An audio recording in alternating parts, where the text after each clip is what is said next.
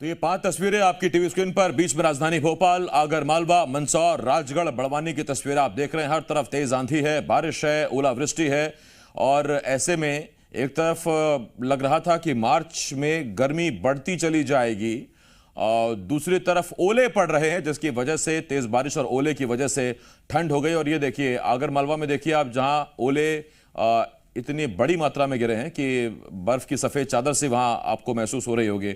इसके अलावा फसलों को नुकसान हुआ है। गेहूं, चना, मक्का की फसल आड़ी हो गई है, तिरछी हो गई है और ऐसे में किसान अब सरकार से मदद की गुहार भी लगा रहे हैं।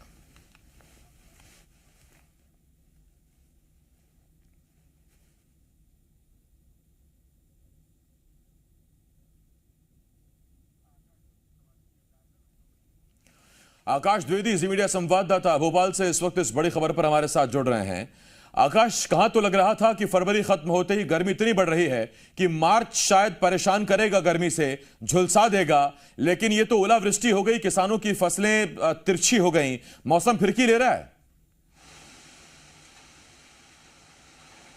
बिल्कुल आसिफ, क्योंकि मार्च की शुरुआत हुई है और 2 दिन से मौसम का मिजाज प्रदेश में बदला हुआ है।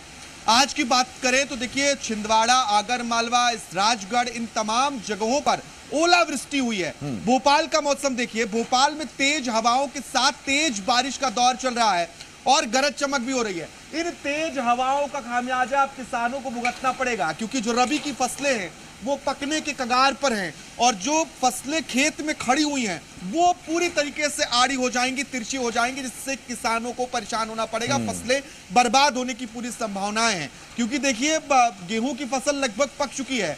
इसके अलावा सरसों, चना, मसूर, इन फसलों को भी इस बारिश से नुकसान होगा। अगर इसी तरीके का सिलसिला रात भर अगर धीरे धीरे भी बारिश होती रही तो ये फसलें खराब हो जाएंगी और किसानों को निश्चित तौर पर चिंतित होना पड़ेगा। खास तौर पर गेहूं की फसलें तो अभी खेतों में ही खड़ी हुई हैं और कटाई की बात करें तो 1% भी फसलों की कटाई नहीं हुई है। तो किसानों की चिंताएं बहुत ज्यादा बढ़ी हैं बेमौसम बारिश से।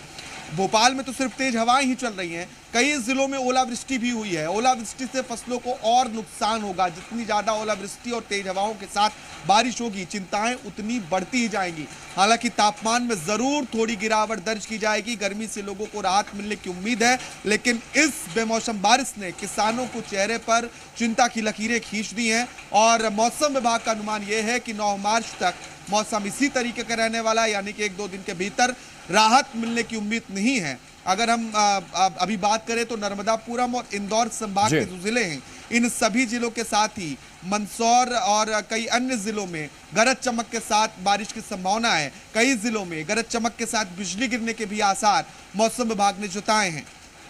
आकाश, मैं यही पूछने वाला था आपसे कि मौसम विभाग से बात हुई है क्या आपकी? उन्होंने क्या कहा, कब तक इस तरह का मौसम रह सकता है? क्योंकि भले ही ये मौसम गर्मी से राहत दिला रहा हो, लेकिन अन्नदाता की तो आफत बढ़ा रहा है। बिल्कुल, मौसम विभाग का यही कहना है आसिफ कि अगले 1 से 2 दिनों तक, यानी कि 7 और 8 मार्च की हम बात करें तो बारिश से राहत मिलने की उम्मीद नहीं है। हल्की से मध्यम बारिश कई जगहों पर देखने को मिलेगी। 9 मार्च से जरूर मौसम साफ होने का अनुमान है, यानी कि 9 मार्च तक इंतजार करना होगा। 9 मार्च तक मुश्किलें बढ़ सकती हैं, यहाँ तक कि होली का जो जश्न आने वाला है उसमें भी बारिश खलल डाल सकती है। मौसम वैज्ञानिकों का अनुमान है कि नर्मदापुरम के साथ ही इंदौर संभाग के सभी जिलों, इसके अलावा मंदसौर में कल भी बारिश हो सकती है। कल भी यहाँ गरज चमक के साथ हल्की से मध्यम बारिश होने का अनुमान है। इसके अलावा जो परिवर्तन होगा उसे आंका नहीं जा सकता है। अगर आने वाले वक्त में और परिवर्तन होता है तो संभावनाएं और बढ़ जाएंगी। कई और अन्य जिले भी बारिश की चपेट में आ सकते हैं। भोपाल में दिन भर मौसम साफ रहा, लेकिन अचानक से अभी देखिए 1 घंटे पहले तेज बारिश का दौर शुरू हुआ है। तेज बारिश के साथ ही हवाएं इतनी तेज चल रही हैं कि जो खड़ी फसलें हैं उनको वो आड़ी हो सकती हैं, क्योंकि वजन है, पकी हुई फसलें हैं, काटने को किसान तैयार बैठे थे, लेकिन ये पकी हुई भारी फसलें इस तेज हवा की वजह से आड़ी हो जाएंगी और अगर वो फसलें आड़ी हो जाती हैं तो फिर किसान का नुकसान हो जाएगा। बहुत धन्यवाद आपका आकाश, इस तमाम जानकारी के लिए। आकाश हमारे साथ इस वक्त जुड़े हुए थे, इस बड़ी खबर पर जानकारी दे रहे थे।